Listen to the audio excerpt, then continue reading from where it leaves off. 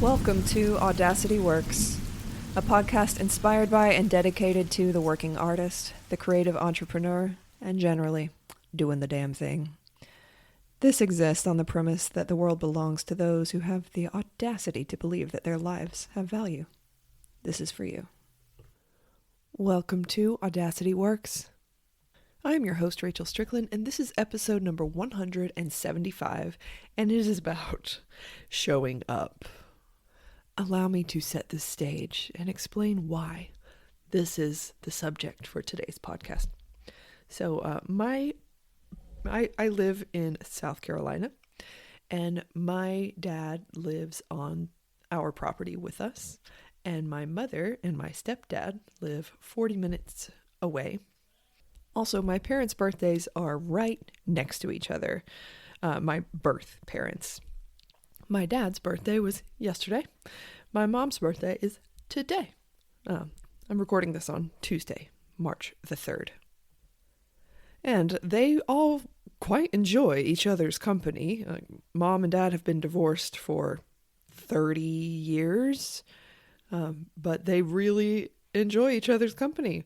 So when I asked Dad, hey, I'm going to cook you a steak for your birthday, do you want it to just be us? Or do you want, Mom and Bob, my stepdad, to come? And he was like, bring them. And I'm like, okay. So we had a big rambling dinner party. I made him a massive steak, and we drank a lot of wine, which is something I have not been doing. So today I am very stupid. I'm not beating myself up for it. It's fine. It happens sometimes. I thought I was careful. I wasn't.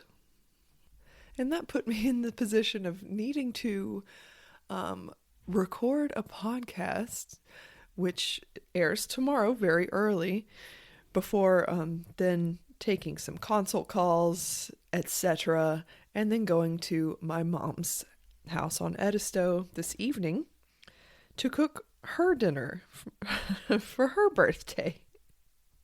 What a fun situation I have made for myself. And my very good friend Shannon was like, why don't you just lean into that and talk about showing up despite being brain stupid because you drank too much wine. And I love that idea, especially because it totally flies in the face of perfectionism, which, as you know, is one of my most hated gremlins. And not even for myself, although I definitely I feel it in my own life, but it's very frustrating for a lot of my students. And not just with their artwork. I want to make some art. Oh no, I can't make anything because I'm not allowed to make mistakes. It's fine for other people, but not for me. That whole thing. But if I were to let perfectionism win, I don't think this podcast would exist. And I certainly would not be recording this one. It's not going to be very good because I'm not very clever today and I don't have any ideas. So I just won't. But come on. I've been showing up every week for 174 weeks. And on week number 175, I'm just no.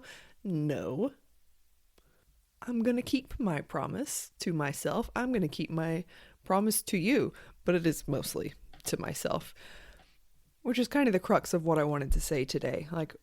We show up imperfectly for ourselves, particularly when shit is wrong.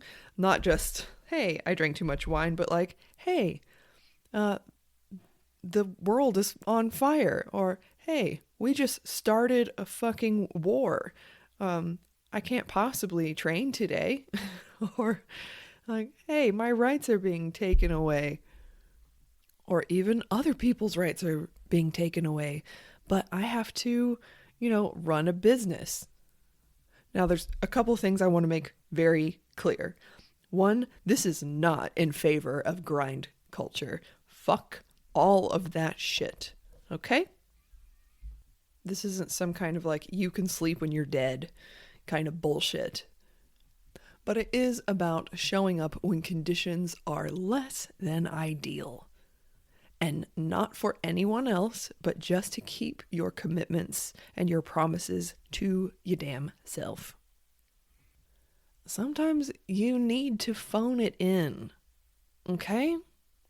I do not believe in this whole like you can show up every day as your best self, and no, you fucking can't. And also, that doesn't mean that you didn't show up. I actually love the phrase, phone it in. Because like, oh yeah, I totally phoned that in. Yeah, but you still, it was still in. It still happened. Phoning it in is still getting it in. And I think that that is worth celebrating. As when conditions are suboptimal, we can still keep our promises to ourselves, knowing the difference between I'm keeping a promise to myself and I have a fever, I should go lie down. So I have a fair amount of friends who run online businesses because I know and follow Maestro, and I'm in the Mafia, which is her membership for online business owners. And it's a particularly like authentic group of people. And I would challenge anyone to find a group of all online business owners who all share like such a high value of integrity and authenticity, like vehemently just going against the dude bro game of, those schmarmy things that happen in online business so often. And this whole group is like, no, we're not going to do that. We're going to run things honestly and with integrity. But I digress. A topic that comes up a lot there, and just in relationships with the people that I know run businesses, is how do we sell right now? It's really uncomfortable to try to sell when we're being confronted with the most upsetting shit we've ever seen every single day in the news. Well, what choice do you have? Like, you have to work. And there's just a real tension there. I'm sure that everyone listening has some way of understanding. See, I can't think of fucking words. That's okay. I'm still getting it in. But like, who among us has not had to promote a show or a film or to do some kind of self-promotion that feels really bad to do because, people are actively suffering? The thing is, someone is always actively suffering. Now, you don't help them by adding yourself to that list. And you will certainly be added to that list if you don't work. But yeah, sometimes it shows up as being a pretty half-assed effort. And sometimes that's okay. Phoning it in is still getting it in. And keeping your promises to yourself. Think of it like working out, right? We cannot expect ourselves to have the best workout of our lives every single time we go to the gym. Like, every time you pick up a dumbbell, it's going to be like full pump, go all the way as heavy as you can. It's going to be glorious. No. If that's what it took to be strong and to build muscle, almost no one would be able to do it. It's definitely not about perfect effort. But the magic happens because of consistent effort. Even consistent half-assed effort does yield results. You want to make some art? Consistently show up phoning it in. You'll still make art. It might still be really good. So here's another concept that's a lesson for us, borrowed from exercise, from the world of exercise. And that is the concept of MED, minimum effective dose. Now, the minimum effective dose is something that's super useful, particularly for like high-level athletics, including especially aerial and circus work, or anything that doesn't have like an off season, okay? And that is, you go into the gym and you're like, I don't feel like doing this. Now, once the body gets into the room, you're halfway there. But sometimes, like, your uterus decides to rebel and suddenly you just have the worst cramps of your life. Or you get a headache, or you just feel, but you're already there and you're at the gym. So you do the minimum effective dose and then you get the hell out of there and you move on with your life. Although sometimes if the headache or the cramps are bad enough, you should just leave. Just leave. It's fine. So the thing about minimum effective dose is that for that to, save the day, you have to know what it is ahead of time. So it's something to be front loaded, like what actually is the minimum effective dose. And that's something that I decided for myself pretty early on in my aerial training, because I would be having those days and I'd be like, did today's training session even count? Because I felt like shit and I didn't put a lot of effort into it. And then I'm like, no, of course it counted. I was here. I rode the fucking inline for 50 minutes one way so that I could come into the gym. Like, of course that counted. So I was rebelling, right? I was rebelling against the preposterous idea that my effort didn't count because it wasn't my full effort. And I suggest that you do the same.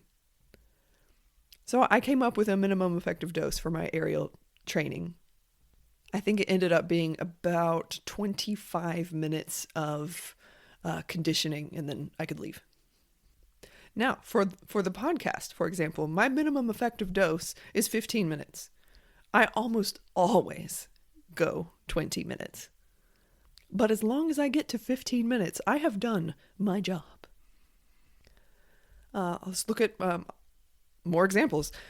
My mailing list for running my business. My business is Rachel Strickland Creative, and there's lots of things that happen underneath that umbrella. And one of my favorite ways of keeping in touch with people is to use email marketing, because I like to write. I realized a long time ago that if I didn't have a reason to write to my list, like months would go by. And who among us who has an email list hasn't neglected it and been like, damn, it has been 8 months since I wrote to my email list. Like, do I even have an email list anymore? So I decided the minimum effective dose would be to write to them once a month. And guess what? That's what became Woo Corner. Side note, Woo Corner came out. Was that just yesterday? Wow, that seems like a really long time ago. It was yesterday. Monday, by the time this launches. Monday the 2nd. And if you're not on my email list, I highly recommend it. I will put a link to that in the show notes. Thank you. And that became my minimum effective dose. Of course, I could write to them as many times as I liked during a month, but I knew I would at least do Woo Corner once a month. So your mission, should you choose to accept it, a little bit of homework for you, is to decide how many areas of your life you could actually use a minimum effective dose, and then go ahead and decide what that's going to be, and be incredibly gentle with yourself. If you feel really good today, I want you to remember that you're not always going to feel really good every day. And so the danger here is that you feel good today. So if I tell you, hey, set your minimum effective dose, since you feel good, you're going to over hit the mark and, create a minimum effective dose that's really better for like you at 75% and not you at 30%. So just a reminder to be incredibly gentle and generous with yourself when you create this MED for yourself. And would you look at that? We're at the 15-minute mark. Oh my God. It wasn't even hard. So that's what I have for you today. Phoning it in still gets in.